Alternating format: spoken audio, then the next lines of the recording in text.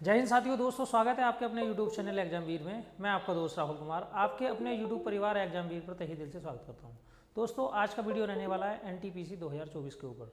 देखिए दोस्तों, एनटीपीसी की अगर बात करी जाए तो एनटीपीसी के अंदर दो प्रकार की पोस्ट निकली हुई हैं, 12वीं लेवल और ग्रेजुएशन लेवल। इंटर बेस पर पोस्ट हैं और ग्रेजुएशन लेवल पर पोस्ट हैं। देखिए अगर मैं ग्रेजुएशन लेवल की बात करता हूं दोस्तों, तो ग्रेजुएशन लेवल में कुछ पोस्टें ऐसी हैं जो कि टाइपिंग वाली हैं और कुछ पोस्टें ऐसी हैं जिनमें टाइपिंग नहीं होती है।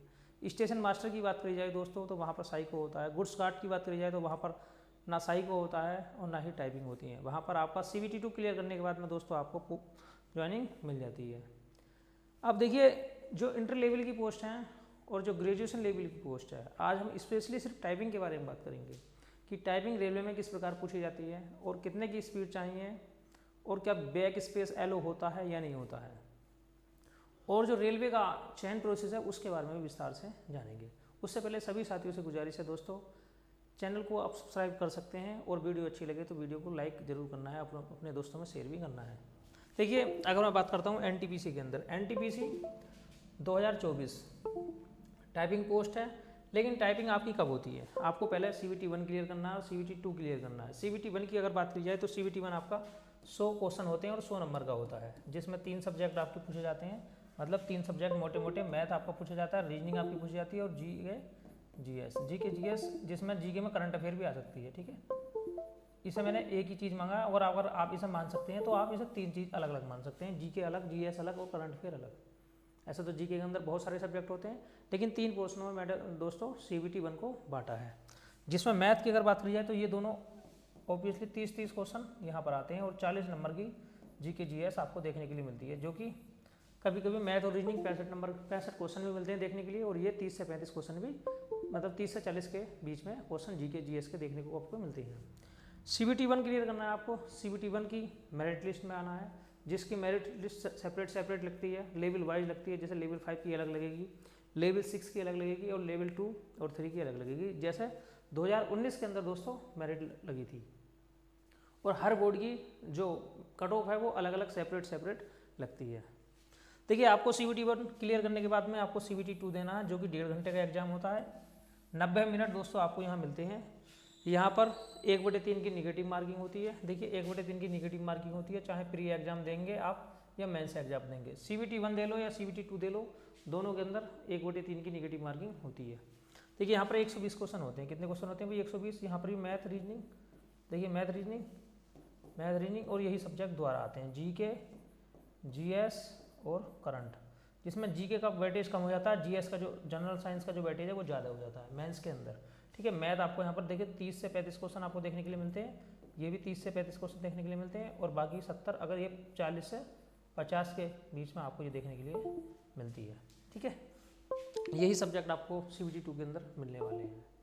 दोस्तों अगर मैं लेवल की बात करूँ तो CBT 1 के लेवल में और CBT 2 के लेवल में बस थोड़ा बहुत माइनर सा फर्क होता है। बस आपको जीके, जो जनरल साइंस है, जीएस है और करंट अफेयर है, उस पर बहुत अच्छी पकड़ करनी है, क्योंकि मैथ और रीजनिंग का जो लेवल है वो ज़्यादा भारी नहीं होता है CBT 2 के अंदर भी।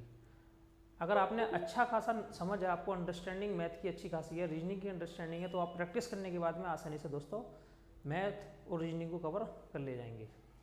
अब देखिए आप CBT 1 पास करेंगे, CBT 2 पास करेंगे, तो आपको कुछ पोस्टें ऐसी हैं जैसे जीजी, गुड्स गार्ड, उसमें आपको डायरेक्ट डॉक्यूमेंट वेरिफिकेशन और मेडिकल कराने के बाद में फाइनल मेरिट लगती है और आपको पोस्टिंग मिल जाती है। लेकिन कुछ पोस्टें ऐसी हैं जिनमें आपको अभी भी टाइपिंग टेस्ट से गुजरना पड़ता है, जो कि क्वालिफाइंग नेचर का होता है, उसके मार्क्स नहीं जुड़ते हैं। टाइपिंग टेस्ट क्वालिफाइंग नेचर का होता है, इसके मार्क्स नहीं जुड़ते हैं। ठीक है, लेकिन आपको टाइपिंग टेस्ट पास करना जरूरी है अगर आपको ये पोस्ट चाहिए। अगर आप टाइपिंग टेस्ट नहीं करते हैं तो दोस्तों आप ये पोस्ट नहीं ले सकते। अब इंटर लेवल में कौन कौन सी पोस्ट हैं और ग्रेजुएशन लेवल में कौन कौन सी पोस्ट हैं ये भी देख लेते हैं। देखिए अगर मैं इंटर लेवल की बात करूँ तो अकाउंट क्लर्क कम टाइपिस्ट, जो कि लेवल 2 की जॉब है, 19,900 इसका बेसिक पे रहता है। यहाँ पर जो वैकेंसी है वो 361 वैकेंसी है। अकाउंट क्लर्क कम टाइपिस्ट लेवल 2 की जॉब है, और इसका जो मेडिकल स्टैंडर्ड है C2 है। अगर आप चश्मा भी लगाते हैं, आपकी आई साइट बहुत ज़्यादा है, वीक है, तो आप इस पोस्ट के लिए एलिजिबल है, क्योंकि आपको सिर्फ क्लर्किकल काम करना है, आपको कोई सेफ्टी वाला काम यहाँ नहीं है।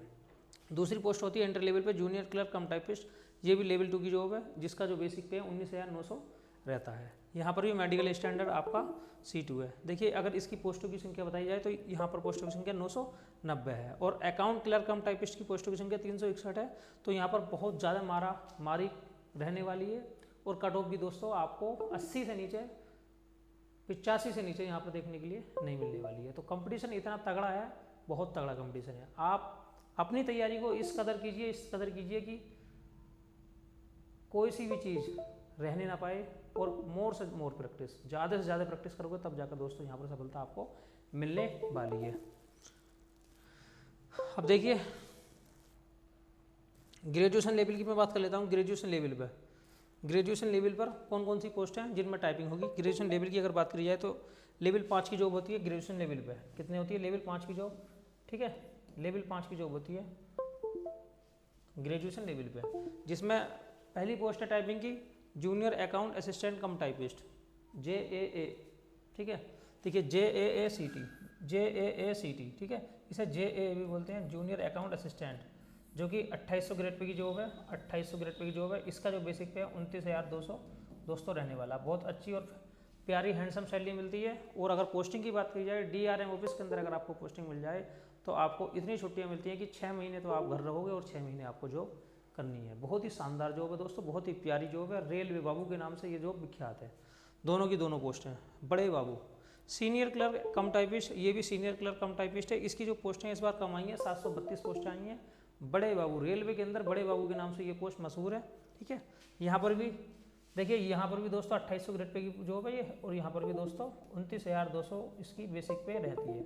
अगर सैलरी की बात की जाए तो 48 से 49,000 सैलरी आपको आसानी से 22 सिटी के अंदर मिल जाती है NPS कटने के बाद में।